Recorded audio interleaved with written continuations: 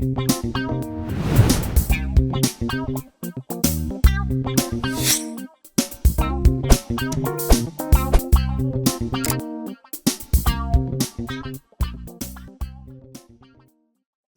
pessoal, tudo bem? Nós estamos aqui com o nosso programa No Chão da Escola e hoje recebendo o Henrique Batagim, que é um jogador do Goiás Vôlei. E ele vai falar um pouquinho pra gente sobre a trajetória dele em Anápolis, nas escolas, por onde ele passou e onde ele atua hoje. Tudo bem, Henrique?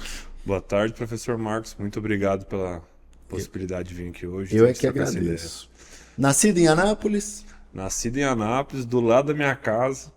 E minha avó mora lá desde 57, então assim, muitos primos, irmãos, todo mundo nasceu ali na maternidade, né? Que legal. Adalberto. Que legal, no centro ali mesmo de Anápolis. Até quando eu falo, onde você mora, Batagim? Não, perto da maternidade do Dr. Adalberto. Aí vem a história já, né? Todo mundo, meus primos nasceu lá, aquela história de sempre. Não, perfeito. E escolas, por onde você passou em Anápolis? Fala um pouco da sua vida escolar pra gente. Eu me lembro quando a gente, assim, minha mãe... Quando casaram, eles se mudaram de Anápolis, mas o pessoal daqui, minha mãe nasceu aqui, então a gente faz essa mudança para o interior, a gente foi para a Edéia, e eu me lembro quando a gente voltou de lá. Então eu lembro quando a gente voltou para Anápolis em 2002, a gente vinha nem de Edéia, a gente vinha de São Simão. Então, dali de 2002 para frente eu me lembro que eu começo minha escola, eu lembro que casava certinho, na época era segunda série, terceira série, hoje mudou, né? Pulou para terceiro ano, quarto ano, né? Então, eu lembro que em 2002 eu fazia a segunda série, então casava certinho os números. Eu entro no SESI Jundiaí, até onde eu tive meu primeiro contato com o esporte. E é engraçado quando eu comento com o pessoal sobre o esporte. Quando eu entrei no esporte, eu não falo que eu odiava, mas não gostava nem um pouco. Então eu joguei vôlei 2, 3 meses, falei, não, moço, que é isso? Isso aqui não é pra mim não. E tentei natação, tentei futsal, tentei todos os esportes.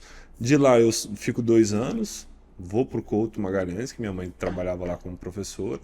Fico 1 ano lá e depois eu vou pro Crescer. Aí já com uma bolsa também, minha mãe é professora.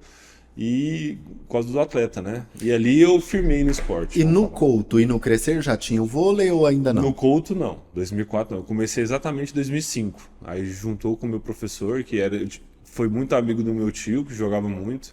Até meu sobrenome que eu uso no esporte, por ser Batagim, nem é pelo fato de ser o último, é que meu tio jogava na época e eles já chamavam ele de Batagim. Então, meio que tipo assim, você é sobrinho de Batagim, então puxou. Por esse lado. Era uma grife também. Aí ficou. Aí hoje é o nome que eu uso na minha camisa de jogo. E o que você lembra dessa época do vôlei do Crescer? Cara, foi uma época muito boa, assim. Minha mãe sempre foi muito rígida em relação aos estudos e tudo mais. Tanto pelo fato dela ser professora na escola e a gente ter que ser exemplos, né? O esporte traz muito isso. Com o tempo você aprende. Quando você é criança, você acha que nada tem conexão com nada. Mas com o tempo você avalia que isso é o caminho, assim, de você ser o exemplo. Então, se você é um atleta, você tem que dar exemplo fora da quadra, porque às vezes você pode ser um excelente atleta, mas se dentro de quadro, fora de quadro você não deu o exemplo, não muda. Então, eu me lembro de todos os professores do Crescer. Até hoje, quando eu volto, né, fui seleção brasileira, então quando eu voltava de férias, hoje, quando eu entro de férias, eu aproveito para visitar as escolas. Então eu volto no Crescer, às vezes algum professor meu me liga, você consegue visitar a gente tal escola estadual? Eu falei, consigo, vou. Nem chamo de palestra, porque a palestra é uma palavra muito forte. Mas eu troco uma ideia com a criançada, mostro que o esporte não é só o caminho do profissional, que é muito mais essa coisa de você se formar como pessoa, de saber lidar com as diferenças. E, cara, hoje a gente bate muito isso na tecla, sabe? Todo mundo acha que o esporte é só quem chega lá na ponta, o melhor do mundo, e não, acho que tem vários. E quando é que você percebe essa virada de que o vôlei não era só lazer, esporte, que aquilo ia virar uma profissão e uma energia para a vida inteira? Cara, final de 2007, então eu jogo 2005. Assim, eu não era bom, mas eu tava começando ali, né? Ali eu peguei o amor ao esporte. Então, eu andava Anápolis inteiro a pé para jogar. Mas, claro, com responsabilidade dentro de casa, né? Minha mãe era divorciada, tinha os 3 filhos e a gente que limpava a casa. Era uma forma de a gente ajudar ela. Então, eu lembro muito bem que era assim, vocês podem, mas dever de casa feito e a casa... Eu não lembro como ela falava, era... as obrigações feitas. Então ali a gente fazia isso e eu corria Anápolis inteiro para jogar, procurar lugar para jogar. Então 2005, 6 e 7, acho que em 2007 eu entendi. Foi quando né, já era mais novo, assim, eu tinha ganhado o melhor do estado. Então foi ali que eu falei, mãe, eu queria fazer um teste em São Paulo, tinha alguns amigos meus lá. E ela deixou. Assim, hoje ela fala que não deixaria nunca mais, porque eu era muito novo, eu montei no Isso que ônibus. idade era? Cara, acho que tinha 13 para 14. 13 para 14. Fui fazer um teste em São Paulo, americano, interior de E São aí, Paulo. como é que foi isso? Cara, montei no ônibus aqui na Real Expresso, que eu lembro certinho, cara. Eu sentei no ônibus, acordei lá em São Paulo, um amigo me pegou em Campinas, a gente foi pra lá, a gente faz o teste, acho que deu no aniversário do meu irmão, cara, 12 de dezembro. E eu lembro que foi assim, aquela experiência que você fica de olhos regalados, assim, você vê tanto de criança querendo um sonho e não tinha a equipe da minha idade. Então, eu cheguei para pegar a categoria mais velha. Então, você já entende que é, tipo assim, a responsabilidade que eu tinha, e eu tinha um pouco desse entendimento, né? E, cara, quando eu passo no caminho de volta, a gente tem a decisão que eu iria para lá, a gente entende que a liga ia começar a firmar, mas desde sempre, minha mãe sempre batendo na tecla que não aceitava, se não tivesse notas boas eu voltaria para trás. Então, assim, é até engraçado, no meio do ano eu ligo para ela, no meio de junho, julho, né, das férias, falei, mãe, quer mais isso aqui não? Quer voltar para trás? E eu sou o filho mais novo. Ela falou, não, você vai ficar. E por que você pensou em recuar? Eu acho que pelo fato de ser o mais novo, ser muito próximo da minha família, a gente fica muito... É um baque muito forte. Então você chega assim, você tá em casa, com a mãe, com os irmãos, aí você vai para longe, né? Beleza, você faz amizade, mas você fala, cara, eu só tô apanhando aqui, doido. E você fica naquela dúvida de começo, mas graças a Deus deu tudo certo em referente assim, né? Essa evolução minha como pessoa, como ser humano, de entender que às vezes a gente não vai conseguir fazer as coisas que a gente quer. Eu acho que isso é uma das grandes coisas que a gente precisa bater hoje, né? As pessoas acham, o que eu quero isso, eu vou fazer isso agora. Não é assim. E que tudo vai no estalar de dedos. Então, cair. né, aquele ano foi decisivo para eu me formar como eu sou hoje. Ó. Claro, hoje eu não estou na seleção brasileira principal, mas eu fui muito bem sucedido em questões. Eu estou chegando. Então, assim, eu tive vários amigos na seleção brasileira que hoje não estão no esporte de alto rendimento, estão em outros caminhos, ou outros que desistiram no caminho. Às vezes pelo fato de, no momento de aperto, decidiu o caminho mais fácil. Então, foi uma decisão difícil para os dois lados, mas no próximo ano, depois de americano, eu já vou para a capital. Então, eu vou para um time maior.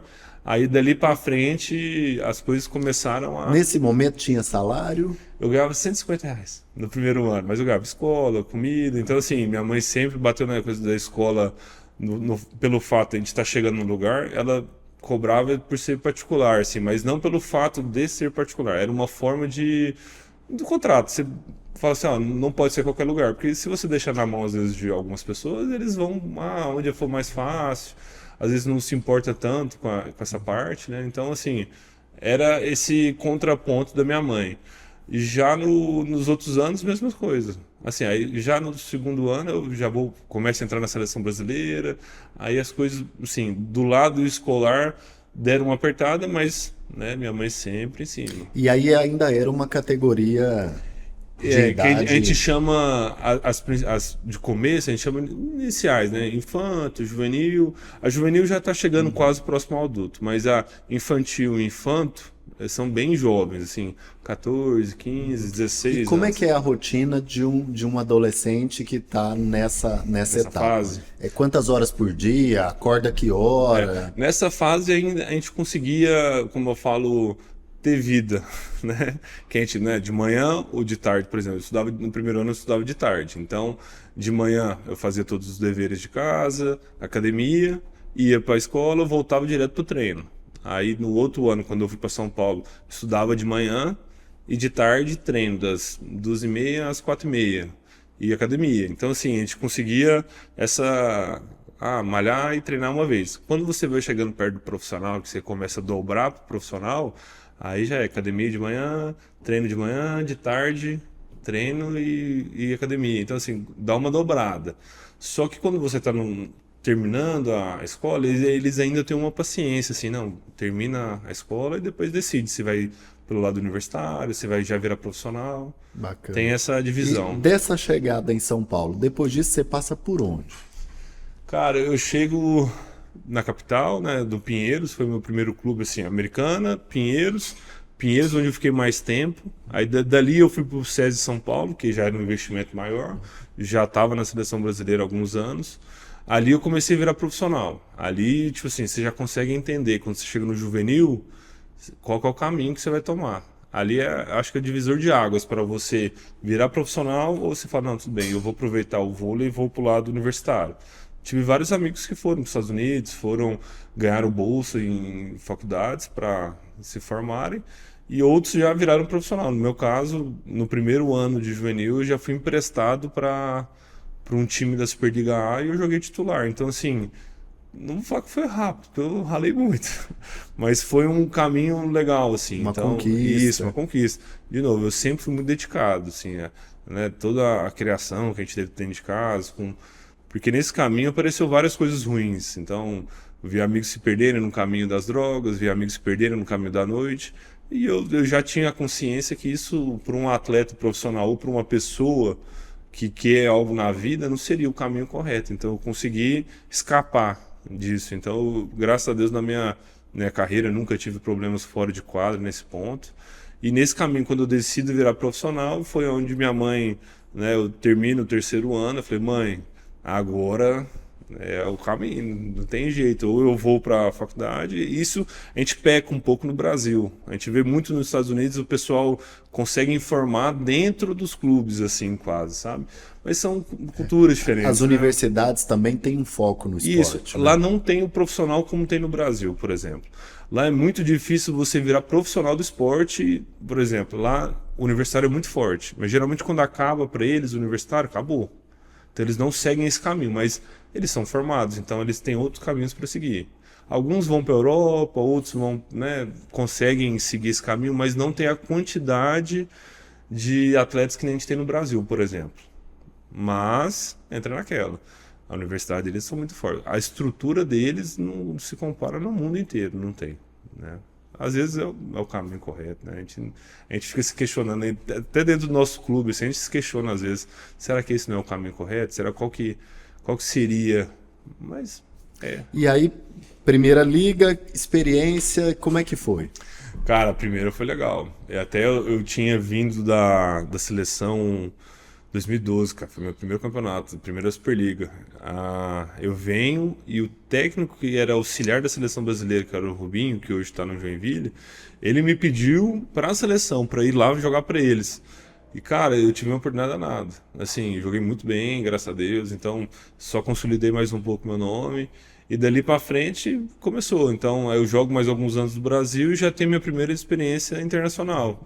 Então, isso abriu muitas portas para mim, né?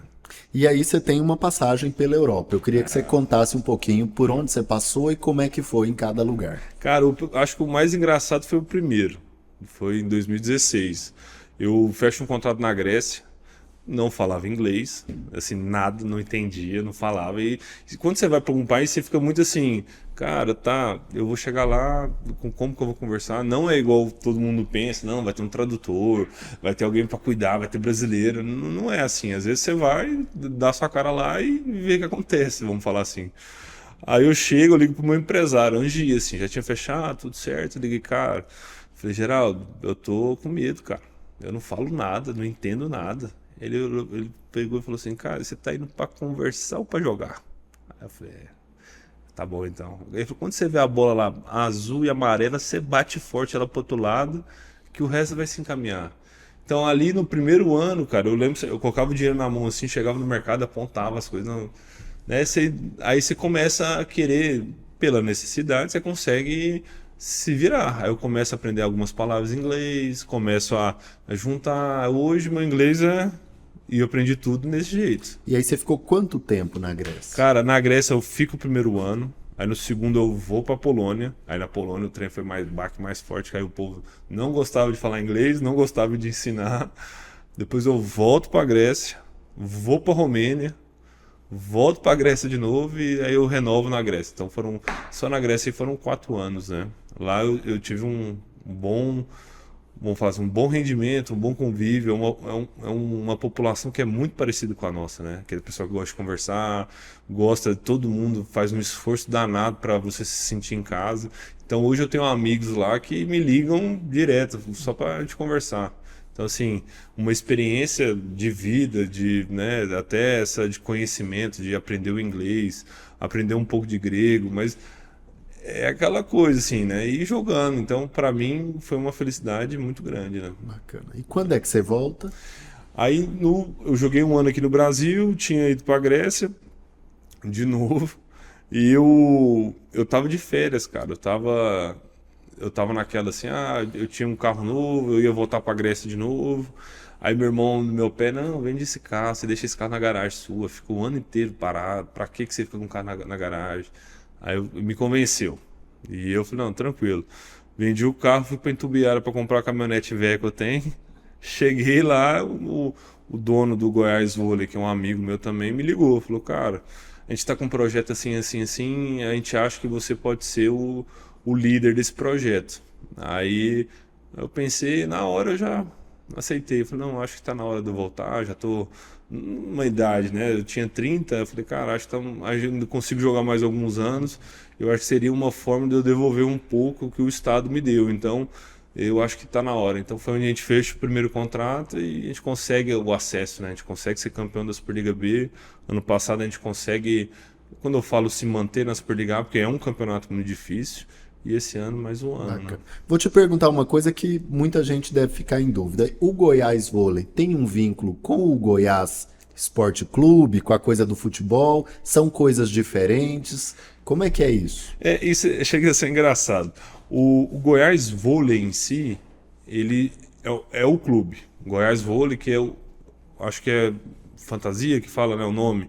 O nome é Vôlei Pro. Então, Goiás Vôlei vem por causa do estado.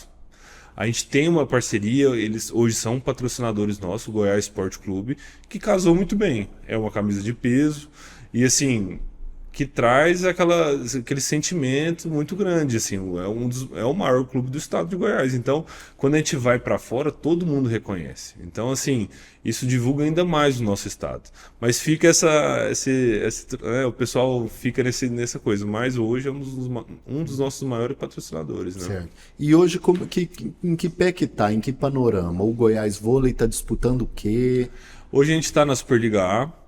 Vai ter o Goiano daqui uns dias.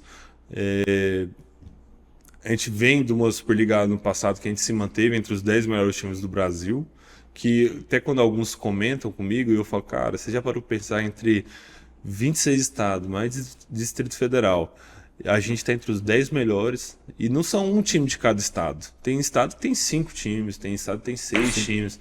Então, assim, algo assim muito específico, e a gente está entre os 10 melhores do Brasil. E a gente tem uma oportunidade danada aqui dentro. Então, e assim, alguns times que têm uma tradição muito maior, esses anos. de São Paulo que você citou. Assim, de novo, a gente vem com um crescimento danado, assim, a nossa torcida cada vez mais, não só do Goiás Esporte Clube, mas a torcida do vôlei do estado de Goiás vem muito com a gente, se identifica muito, porque sabe a dificuldade que é, claro, pelo fato de ser um esporte difícil e a gente tá ali se empenhando o tempo todo, então eles gostam disso e tem a oportunidade de ver os outros times vir aqui dentro. Então, qual que seria uma próxima oportunidade de você ver Bruninho, Wallace, os caras, tudo seleção brasileira aqui no nosso estado a 2 metros, assim. Então, eu vejo isso como uma oportunidade danada. Então, hoje a gente está nesse campeonato que deve começar daqui a um mês, né? Até no final eu vou fazer o convite. Os jogos vão ser em Goiânia. Em Goiânia. A gente mudou de sede. Hoje a gente estava no SESI Canaã, ali na saída para Guapó, e hoje a gente mudou ali para o lado do Estádio Olímpico, né? Ali no centro, no Rio Vermelho. Então nossos jogos vão ser mandados lá esse ano. Fica um pouco mais próximo, lá no SESI a gente foi muito bem acolhido, tanto para a torcida, para todo mundo, mas agora a gente precisa dar aquele passo do ginásio um pouco maior, para a gente poder fazer uns eventos mais legais ali para interagir mais com a torcida, né? Eu acho que o passo do voleibol vai ser esse, assim, cada vez mais ser parecido com um show. Então a pessoa que vai para um jogo de vôlei não vai só para assistir o jogo. Aí vai ter a feirinha do lado de fora, vai ter um show ali, né, junto. Então vira um evento que você pode abraçar várias comunidades. É um espetáculo. Um espetáculo, porque senão fica só aquela coisa assim, vou lá ver um vôlei de 1h30, vira as costas e vai embora, o jogador entra para dentro do vestiário, você não vê o jogador. Não, acho que tem que ter interação, sabe? Essa interação que faz o movimento do vôlei, de você incentivar uma criança. Quando a gente vai em escola, cara, as crianças olham pra gente assim, meu Deus do céu, é isso que eu quero. Né? E assim, cada vez mais a gente fomentar isso, cada vez mais a gente bater nessa tecla. Acho que, né, o fruto vem lá na frente, não é achar que daqui a um ano. E hoje, Henrique, como é que você percebe o vôlei no estado de Goiás? Você acha que hoje nós temos mais investimento? O menino que tem talento lá no interior, ele consegue, ele tem que ir para Goiânia? Como é que você vê isso hoje? Comparando com a minha época, tá bem melhor. Claro, porque na minha época eu tive que ir embora. Por exemplo, se tivesse um Goiás vôlei na minha época, talvez eu não precisaria ter ido para São Paulo. É claro que o meio do vôlei é São Paulo e Minas. Claro, vai chegar um momento, essa criança chegar a um ponto, que o próximo passo seria esse, mas os primeiros passos podem ser aqui dentro hoje. Então, eu vejo essa evolução. Então, até hoje, a nossa seleção goiana, eles treinam lá no nosso ginásio, porque o nosso auxiliar é o treinador deles. Então, o convívio que eles têm com a gente, e todo mundo, a gente tenta o máximo ensinar eles, porque é a chance que eles têm. Então, assim, eu falo pra eles, cara, a gente pega no pé de vocês aqui, mas é pra vocês darem um passo a mais. Porque se vocês entenderem que o que a gente tá fazendo aqui pra vocês, nenhuma outra criança tem oportunidade, vocês vão abraçar isso aqui como se fosse o último pedaço de pizza da caixa. Então, eu vejo que a gente tem essa melhora, mas ainda falta aquele a mais. Então, por exemplo, hoje em Goiânia eu falo Goiás, a gente tem a maior liga amadora de voleibol, que chama Lince. Tem várias outros campeonatos. Uma é Vôlei Pro, outra da HM. Então, assim, a gente tem vários núcleos. Falta aquele incentivo. Quando eu falo incentivo, seria alguns patrocinadores entenderem que existem meios de você investir sem se comprometer com caixa. Então, mas eu acho que isso vem com o tempo. Não dá para falar assim, gente, é assim e a partir de amanhã todo mundo está fazendo. Eu acho que com o tempo a gente mostrar o tanto que isso é viável, o tanto que isso traz o bem-estar para a comunidade. Então, assim, não é só a ponta. Hoje, o alto rendimento é a ponta. Assim, é o que aparece na TV, são meios de você divulgação, de marketing mais direto, de tempo de TV, legal, levar atleta profissional em escola, muito legal, mas fora isso tem tudo para baixo, entendeu? Então, assim, não é só, quando a gente fala um projeto de vôlei, tem muita coisa para baixo. Então tem interação com criança, tem visita em escola, tem projeto social, tem um monte. Então, claro, porcentagens vão para cada parte, mas tem vários modos, né? O Henrique, e como é que é voltar para Goiás? Então, depois aí você mora num monte de lugar, conhece outros espaços, eu imagino que com uma possibilidade maior de treino, até de espaço de mídia, e aí você volta para Goiás. Quando você volta, você enxerga hoje um cenário em Goiânia mais profissionalizado, com mais espaço e mais abertura? Sim, sim. Aí vem o peso da camisa, vem, claro, toda a seriedade da nossa gestão, de que cada vez mais a gente tem que mostrar, né, mostrar para o pessoal essa importância. Hoje o nosso tempo de TV, quando eu falo TV, assim, essa parte de mostrar o nosso trabalho é muito grande. Então, desde que eu cheguei, né, a ideia deles era fazer eu como um líder para mostrar, né, tanto como exemplo para as crianças do estado e tanto dentro do time para eu passar um pouco para os que vêm de fora a importância que é isso para a gente. Então, quando eu falo com os jogadores, eu falo, olha, às vezes eles não concordam com algumas coisas, a gente tem que ir em tal lugar, eles não concordam. Eu falo, olha, vocês têm que entender que a gente não é nada. A grande diferença que a gente pode fazer no nosso estado não se compara a gente. Então, a gente tem que abrir essa parte, esse coração, para vocês entenderem que a gente é carente desse ponto. Eu até brinco, o pessoal do Goiás, da Força Jovem, tá, não, Batalha, você é ídolo. Eu falei, calma, ídolo é uma palavra muito forte. Eu falei, não, cara, pelo fato da gente às vezes não ter essa interação, só conversar com a pessoa já se sente, né, feliz, sim, motivado. Motivado. Então, assim, vê a nossa entrega, aí a pessoa vem conversar comigo, eu viro as costas e viro? Jamais, eu falo. E isso não. também amplia a sua responsabilidade. Demais. Porque também se você decepcionar essa moçada que te admira... E eu falo isso muito, eu tenho um amigo meu, cara, ele tem uma página da Força, toda vez ele conversa comigo, não, Bataginho, acho que a cidade dele fica a 58 quilômetros de Goiânia. Ele falou, você consegue vir aqui conversar com a criançada? Falei, cara, consigo, vamos organizar, só vamos agendar, pelo fato de a gente ter voltado aos treinamentos, fica um pouco mais restrito os horários, mas assim que eu tiver uma folga, na hora, eu tô aí. Aí eu conversando com ele, falei, olha, ele, não, você é o ídolo, tá? Falei, outra coisa, quando você fala isso, eu não pego como conforto, eu pego como responsabilidade, porque eu sei que quando a pessoa vai se sentindo, tipo assim, eu tô tranquilo, a pessoa afrouxa, eu acho errado, eu acho que quanto mais esses elogios, mais responsabilidade de você representar. Então hoje eu represento não só o Goiás Esporte Clube, eu represento nosso patrocinador, a Saneago, represento tem um patrocinador aqui de Anápolis, uma empresa que é a Folhas, então eu represento todos eles. Então, e o nosso estado. Então quando eu falo e eu defendo todos nós. Então esse é o meu pensamento. E eu tento passar como capitão, eu tento passar para os meninos. Falei, galera, a gente tem que defender isso. Claro, peço postura, né? Todos os jogos, minha mãe que vai, os juízes acabam o jogo, chega e fala, parabéns, seu filho é muito educado. Porque eu sou totalmente contra nos jogos a gente brigar. Falar assim, sair brigando. Cara, não existe. Porque quem tá lá para assistir o jogo não quer ver isso. Entendeu? Quer ver o melhor voleibol, quer ver a melhor postura dos atletas. Claro, ganhar e perder faz parte. E a gente luta demais para ganhar. Demais, a gente faz de tudo. Mas tem um limite, né? Ali passar por desrespeito, aí eu perco a linha com os atletas. E hoje, como é que é a rotina de um jogador do Goiás Vôlei? Cara, aí vamos entrar nessa... Eu falo pra você que é rotina, porque não é vida não. Né? Mas eu fico brincando, mas eu amo essa parte. Assim, quando eu tô de férias, eu chego a ficar fico meio doido. Hoje a gente eu acordo às 7 para umas 8h30 já tá na academia. A gente faz 1h30 de academia. Acabou, vai direto pra quadra, vai mais ali 1 hora. Então ali pro 12h30, 1 hora eu chego em casa para almoçar. Almoço, você descansa, eu descanso 1 hora, dou a geral na casa. 2h30, 3h30 já tô saindo de casa pro treino, 4 horas tô na físio, faz o preparativo, 5 horas começa, vai até 7 horas da noite, 7h30, e no outro dia repete. Aí você repete isso. Aí na quarta, hoje a gente treina de manhã e a gente tem a tarde livre para dar uma descansada. Aí geralmente nas quartas da tarde eu aproveito para ou visitar alguém. Resolver a vida. Né? Resolver o tempo que a gente tem. Dá para ter vida pessoal? Dá tempo? Nessa quarta da tarde dá para arrumar a caminhonete que estragou alguma coisa, fazer uma visita aqui para minha mãe na quarta. E fica nessa. Aí na quinta repete tudo igual segunda, na sexta mesma coisa, sábado se tiver jogo o dia inteiro, descansa domingo e segunda recomeça.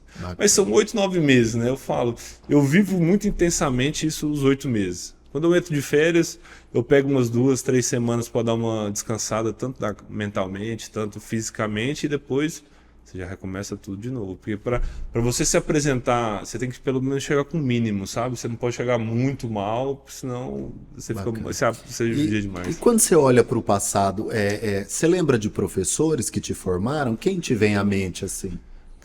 A primeira que eu me lembro assim, é a do Couto. A do Couto, Delma. Cara, eu nem lembro qual era a matéria dela. Nem lembro, mas era uma professora que eu tinha um carinho enorme por ela, assim, até hoje, assim, quando eu encontro ela, assim, é marcante. Aí já no Crescer eu já lembro de vários, né? Eu tive o professor Luísa de Educação Física, foi a pessoa que me formou essa parte tanto de Educação Física e tanto dessa minha postura dentro de quadra. Eu tinha a Deia, que era de Ciências, eu tinha a Janaíne, acho que era de Informática, tinha vários, o Leandro, que era de Matemática, cara, então assim... Foi uma época, para mim, na escola, que era muito forte, porque também tinha a Joelma, que era diretora, minha mãe era minha professora de geografia. Então, assim, a cobrança dentro de sala de aula era muito alta. Então, desde sempre eu fui criado nessa pressão de representar. Então, sempre, mesmo que não diretamente, no psicológico, eu tenho que representar. Eu não posso fazer nada errado, porque eu sou filho da Elma. Tem que acertar. Isso, né? Eu sou filho da professora, eu sou filho... Então, assim... tem pessoas que pegam pelo lado ruim, eu pego pelo lado bom, isso é bom, é uma responsabilidade. Você considera que foi a escola que abriu a porta para o vôlei? Foi, ixi, se não fosse lá, talvez eu não... Porque quando eu tive o primeiro contato, que foi no Sesc Jundiaí, não era a escola, não era da escola, era uma aula a mais, assim. Então eu ia, cara, falava, aí eu passei umas raivas e falei, não, moço, bobeira, bicho, ficar fazendo isso aqui não. Então, quando eu começo na educação física na escola, foi aonde que eu... Peraí, deixa eu ver isso aqui. Aí o professor, o Weasley, né, ali eu comecei a pegar gosto, na escola. Aí depois dali eu falei, não, decidi, não, vamos partir para uma escolinha, que na época eu chamava BB, que era do professor, e ele deu todo o suporte pra gente. Então ali eu consegui falar assim, não, agora... Acho que é isso aqui. É isso aqui, eu gosto disso aqui. Não pensava que eu ia virar profissional. Jamais. Pra você ter noção, cara, eu não assisto nem vôlei. Falar assim, hoje vai passar o jogo da seleção brasileira. Eu fico nervoso, fico ansioso, eu fico vendo, eu falo, meu Deus do céu, eu fico doido da cabeça. E o adolescente que nos assiste hoje, vamos lá, ele pode sonhar em viver do vôlei? Cara, assim, creio que há vários caminhos. Eu sempre falo isso nas minhas visitas às escolas, o bem-sucedido nunca é o que chega na ponta, não necessariamente é o que chega na ponta. É muito legal ser profissional, você abre mão de muita coisa, assim, balanças, né?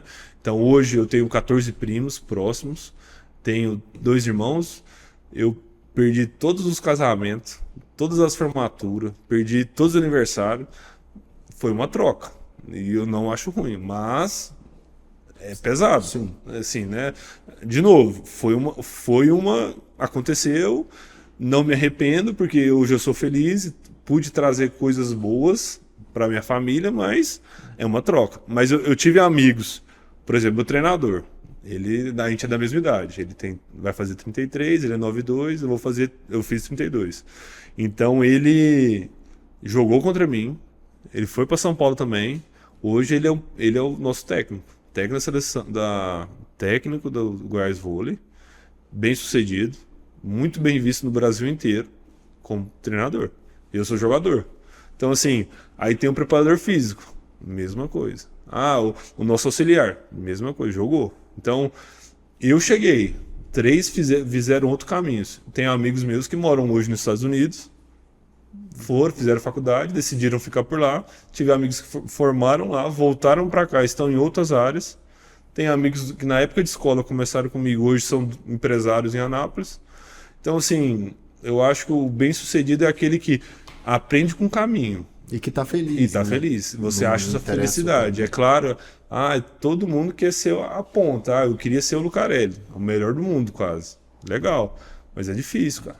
Imagina o tanto de sacrifício ele fez. Né? E não é fácil, é todo dia. E, Henrique, a gente cresceu num país que o futebol sempre teve uma visibilidade gigante. Uhum. Você percebe o vôlei crescendo e ocupando espaços? Como é que você percebe isso dos últimos 20 anos? Cara, o vôlei, a gente sempre falou, né? O vôlei sempre foi o segundo esporte do Brasil, naquela época do Giba, Dante, aqueles caras fizeram chover. E eu vejo tudo que eles escolheram foi o que eles plantaram, porque no começo esses caras treinavam demais. Então hoje quando eu tenho os meus jovens com a gente, eu falo para eles assim, a gente treina e continua treinando igual aqueles caras, porque hoje todo mundo quer o bônus, tipo assim, nossa, eu sou jogador, quero estar na Globo no domingo de manhã, mas o ônus de rapaz, todo dia ralar que nem os condenados. Aí essa parte eles às vezes abrem mão, mas eu tô ali para bater na tecla que é o contrário, a gente tem que ter o dever primeiro para receber depois o benefício, né? Então eu vejo que o Brasil ele sempre foi muito forte no vôlei. Essa parte do futebol eu acho que é no mundo inteiro, sempre é o primeiro esporte, é comum, não dá pra gente querer acertar, falar assim, não, eu quero ser eles. Não, acho que cada um tem o seu espaço. O vôlei é muito bem visto, então a gente tem uma liga muito forte, a gente tem uma seleção brasileira muito forte. Então, assim, dou graças a Deus por ter ido nesse caminho. É um esporte que eu gosto muito, eu jogo tudo que é esporte, cara. Eu jogo badminton, eu jogo beach tênis, jogo tênis. Eu gosto do esporte. E eu sou horrível no futebol. Sempre fui goleiro, nunca essa coisa do contato eu não levo pro amigável, então... E nas horas de lazer você joga vôlei? Jogo, de férias. Mas Tipo, tá lá no churrasco da família, aparece uma bola, vamos ali. Mas se dá uma briga, moço. Porque aí quando eu jogo de férias, eu falo para meus amigos, família, falo, olha, tem um primo meu, Guilherme Batagin, ele é do Diadéia. Direto ele me chama para jogar um vôlei de areia, um de quadra, aí ele fala, vamos jogar. Aí na hora ele levanta de segunda para eu atacar, eu não ataco. Eu levanto para ele, mas Você devolve. você não tá jogando? Eu falo, não, eu tô jogando, eu quero que você jogue. Eu quero me divertir, você vai se divertir. Não, eu quero é ganhar. Eu falei, não, Miguel, eu não estou como profissional hoje. Hoje eu vou me divertir, eu não vou me esforçar ao máximo, porque senão eu posso machucar alguém, posso me machucar, e é para todo mundo se divertir. Não, assim não. Aí eles ficam bravos. Teve até nessa Lins, que é essa Copa Amadora, eu jogo às vezes, mas eu jogo de novo, num nível muito reduzido. E teve torcedores no começo, quando eu voltei, que só me viam lá às vezes, né? Aí, quando a gente começou a jogar a Superliga, a gente foi campeão na Superliga B, nos jogos lá que eu joguei super bem, acabava o jogo, eu atendo todo mundo depois do jogo. Aí eles chegaram em mim e falaram assim, nossa, não sabia que você jogava bem. Eu falei, pra você ver. Mas eu levo na brincadeira, eu não fico ofendido, jamais, porque eu entendo que eles querem que a gente o tempo todo. Só que quando eu entro de férias, se eu não desligar minha cabeça do profissional, imagina que nós dois estamos jogando. Se eu não jogar um pouco reduzido, eu vou te cobrar algo que você não está acostumado. E não vai ter graça também, não vai ter graça. Eu vou perder de... Aí você vai ficar ofendido comigo, talvez. A gente vai brigar, e o que era para ser algo agradável vira desagradável. Então eu gosto de brincar com todo mundo, né? Onde você jogava em Anápolis? Onde é que tinha o vôlei aí no início da adolescência? Hoje tem uma rotatória ali, um viaduto, onde tinha uma madeireira, um pouco para cima do shopping. Tem qual é o nome ali? Na Fayad Rana, o Nelson Mandela. Nelson Mandela, isso. Um pouco para cima de academia ali agora era uma quadra, Marizu. Comecei lá, comecei no Crescer, depois eu fui para a escolinha para lá. Então, Crescer lá, jogava no São Francisco, jogava também contra o pessoal do estadual. Aí começou dessa forma, cara. Aí todo sábado e domingo tem um vôlei, isso que é quase centenário esse vôlei. Lá no Jockey, um vôlei de areia. Pra você ter noção, eles jogam na vantagem até hoje. Vantagem, eu não joguei na vantagem. Explica o que é a vantagem. Vantagem você tem que sacar, então se você tem que fazer o ponto no side-out, e você tem que pegar ponto sacando. Então se você, por exemplo, saquei em você fez o ponto, 0. Ninguém fez ponto. Aí você sacou, eu fiz o ponto, continua 0. Então pode ficar 4 horas jogando, tá 0-0 ainda. Então assim, lá eles jogam na vantagem. Então você tem que fazer o saque, fazer o ponto no saque. É bem das antigas, nossa senhora. E eu jogo com meus amigos lá até hoje. É um pessoal mais, né, o meu professor. Hoje o pessoal que na época era novo, já tá tudo velhinho. Eu também, eu tô começando a ficar o velho agora, né? Tá todo mundo e lá nas minhas férias eu sempre joguei, cara, sábado e domingo. E hoje, nesse panorama nós falamos de envelhecimento, o vôlei é recomendado? É o cara que tá com 40, 45, 50? E sabe o que é mais engraçado? Assim, o vôlei, claro, o alto rendimento, ou algo amador quase profissional, ele é muito pesado. Só que quando você entra nessa parte recreativa para se manter em ritmo, hoje você vai nessas quadras de areia, cara, o que tem de pessoas jogando vôlei é impressionante. Porque junta a turma, tipo, 12 pessoas, 10 pessoas, coloca um tantinho para cada lado. Às vezes nem sai aquela coisa, o povo saltando. Mas só de manter a bola no ar já é algo muito agradável, sabe? Então eu vejo que o pessoal tem usado isso. Abaixa a rede um pouquinho. E abaixa a rede um pouco, aí na areia você pode pular, cai no chão, sai rolando. Então vira algo divertido, entendeu? Então eu vejo que hoje tem fomentado muito dessa forma, cara. Eu fico muito feliz às vezes de passar nos lugares e ver.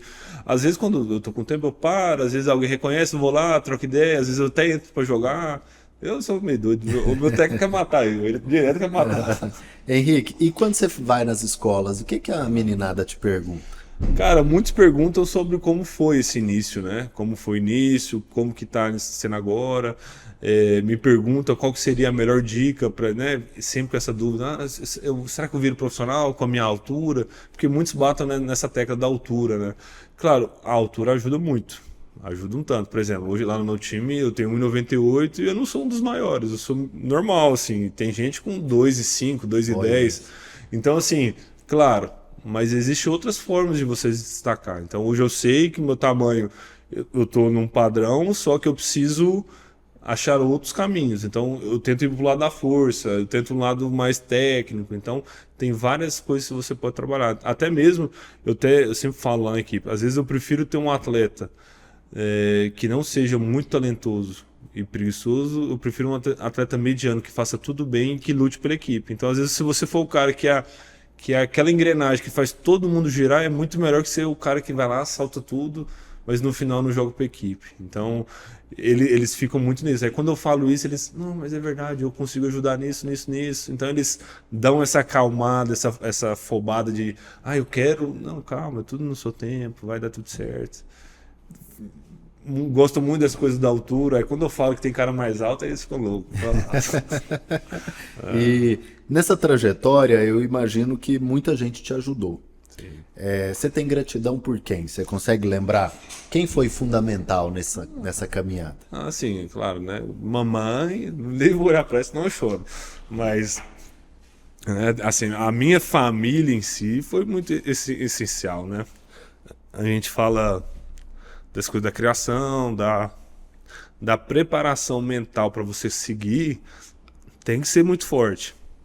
Então eu tenho um carinho muito grande, né? Tanto minha mãe, minhas tias. Então eu vejo que são o diferencial.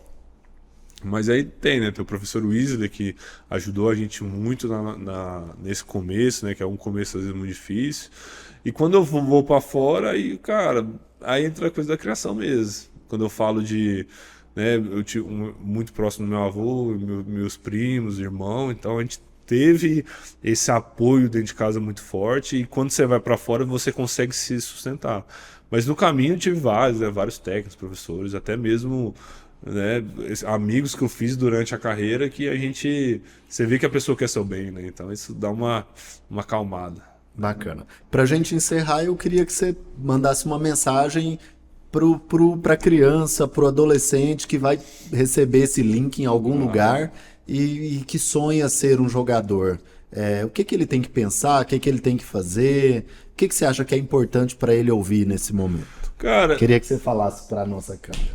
Pessoal, nada vai ser fácil, mas se você lutar, os caminhos vão se abrir, as portas vão se abrir e é claro, o que você planta hoje, você colhe lá na frente. Então, a dica que eu dou é trabalhem muito, sigam os seus sonhos, que às vezes a gente não chega na ponta. A gente falou muito isso. Às vezes as coisas do virar profissional, às vezes não é a realidade desse momento, mas você vira profissional dentro da área. Então, tem vários caminhos. E o convite que eu fico, a Superliga tá para começar, começa em outubro.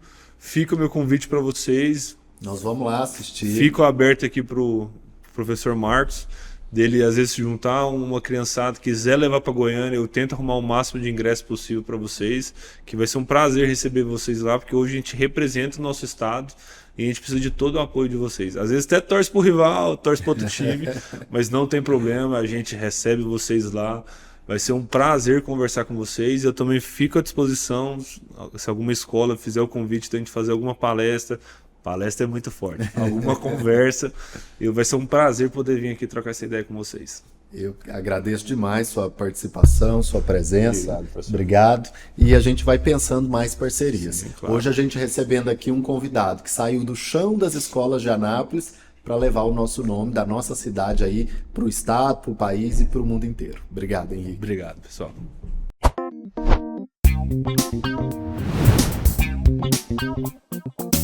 Thank you.